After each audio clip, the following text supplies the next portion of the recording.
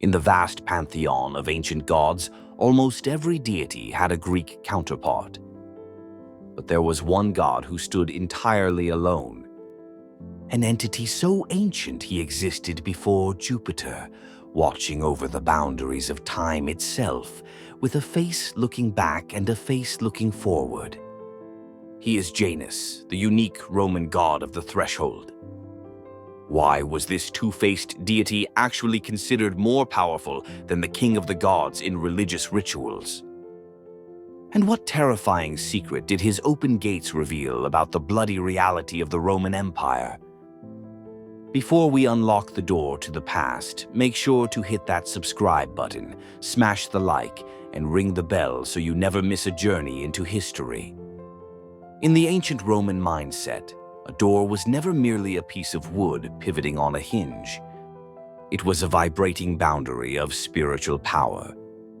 To the Romans, the distinct separation between the chaos of the outside world and the sanctity of the private home was a matter of survival. This specific line of demarcation is known as the limen, or threshold, and it is here that Janus exerts his absolute dominion. He is not merely present at the doorway, he is the vibration of the passage itself. While other deities reigned over vast domains like the sea or the sky, Janus held authority over the narrow strip of space that separates one reality from another. He was the divine Ianiter, the celestial doorkeeper. Without his sanction, no entity could cross from the profane streets into the sacred atrium of a Roman dwelling. This role made him the ultimate tutelary deity of boundaries. He was the guardian of the middle ground. To understand his function, you must look at the tools he carries in traditional iconography. He is rarely empty-handed. In his left hand, he firmly grips the heavy key. This is not symbolic of unlocking secrets, but represents his physical control over access. He decides what energies are permitted to enter a space. In his right hand, he holds the virga, a staff used by porters to guide guests or drive away intruders. These instruments mark him as the master of the spatial transition. This dominion extended far beyond the front door of a house. Every archway in Rome, known as a Janus, was a consecrated space under his protection. When a merchant walked through a city gate or a priest entered a temple, they were stepping into the body of the god. He controlled the fundamental architecture of movement. The Romans believed that stumbling on a threshold was a sign of terrible misfortune because it was a direct insult to the god who smoothed the path between two worlds. Thus, Janus was the god of safe passage, ensuring that the act of moving from one place to another did not result in spiritual contamination. He bridged the gap between the exterior wild and the interior order. Before the marble temples rose in the form, Janus walked the earth as a mortal monarch. He was the aboriginal ruler of the region known as Latium. He established his citadel on the Janiculum Hill, a fortification that stood long before Romulus traced the sacred boundary of Rome. In this archaic era, the peninsula was wild and unformed, inhabited by scattered tribes who knew nothing of society. Janus was the great civilizer who descended to uplift these early people from their savage state. He introduced the fundamental pillars of organized life, including religious rites and the structured rules of conduct that would eventually evolve into Roman law. His reign coincided with the fabled Golden Age, a time of unparalleled abundance and peace in the Italian peninsula. It was Janus who taught humanity the secrets of agriculture and animal husbandry, transforming the landscape from a wilderness into a productive garden. He is credited with the invention of coinage, moving commerce away from simple barter systems to a sophisticated economy. To honor this innovation, the earliest bronze coins unearthed by archaeologists bear his double profile, a testament to his role as the father of infrastructure and economy. The defining moment of his kingship was the arrival of a divine exile. When the Titan Saturn was dethroned and cast out by his son Jupiter, he fled across the seas seeking sanctuary. While others might have turned the fallen deity away, Janus offered him refuge. He welcomed Saturn as a co-ruler, and together they presided over a prosperous era where the soil gave crops without labor and war was unknown. This act of supreme hospitality forever altered the destiny of the king. In gratitude for the shelter provided, Saturn bestowed upon Janus a metaphysical gift that transcended mortal limitations. The Titan granted him the ability to observe the past and the future simultaneously. This is the mythological origin of his unique physiology. His second face was not a monstrous deformity, but a mark of divine favor, allowing him to possess the wisdom of history while anticipating the events yet to come.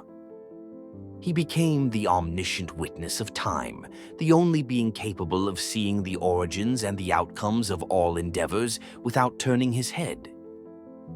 Janus ruled over a legendary golden age of peace and abundance that humanity has been chasing ever since. Do you believe a true golden age is actually possible for our civilization again? Or is it just a myth we tell ourselves to escape the harshness of reality? Let me know your honest thoughts in the comments below. When the legendary lawgiver Numa Pompilius reorganized the Roman calendar, he made a decision that fundamentally altered the structure of Western time. He introduced January at the very head of the year, displacing the traditional spring beginning of March.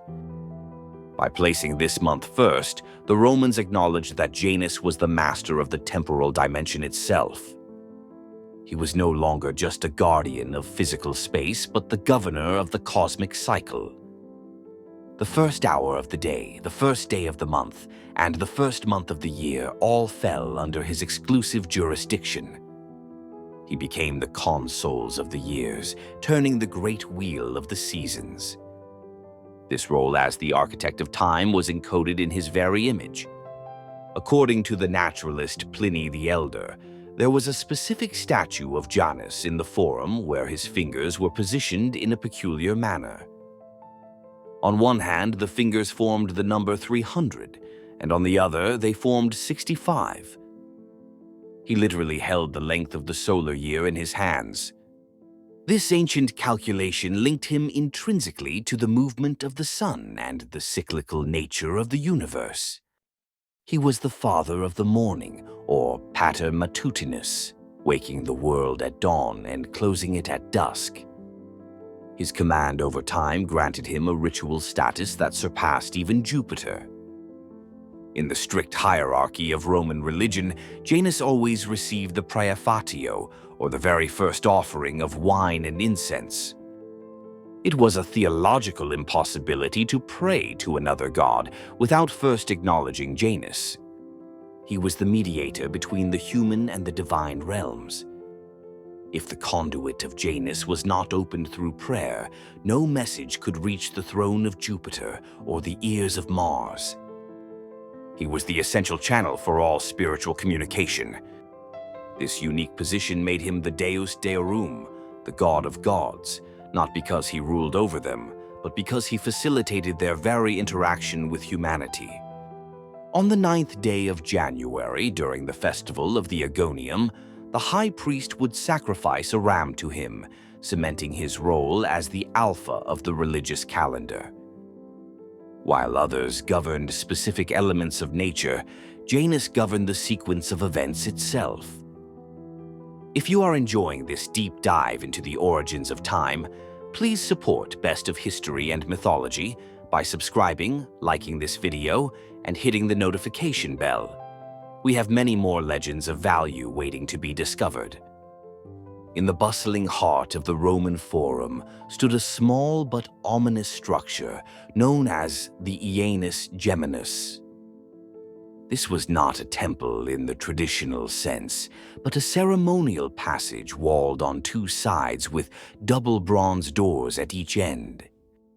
These gates functioned as the supreme barometer of political stability and martial activity for the entire state.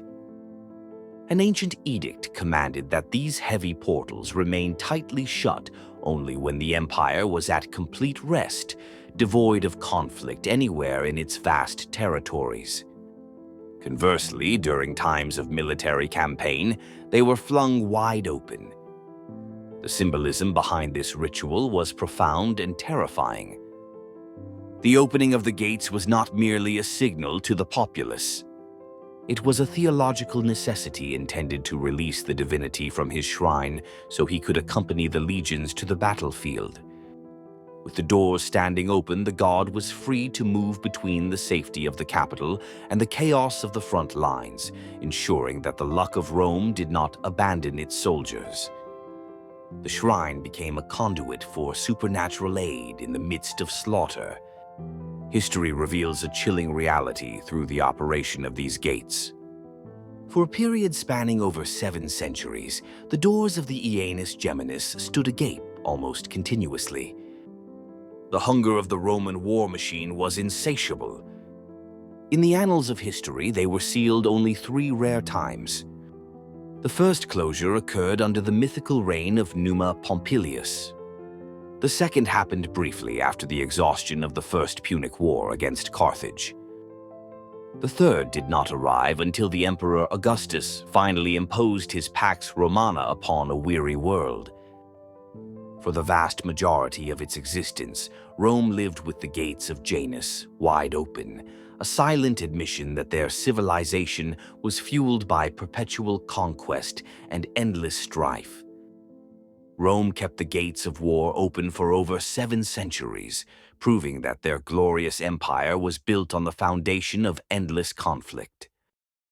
Looking at the state of the world today, do you think humanity has truly evolved past this ancient addiction to war, or are our gates still wide open? I want to hear your perspective in the comments. The true secret of Janus lies not in the faces that look outward, but in the invisible seam where they converge.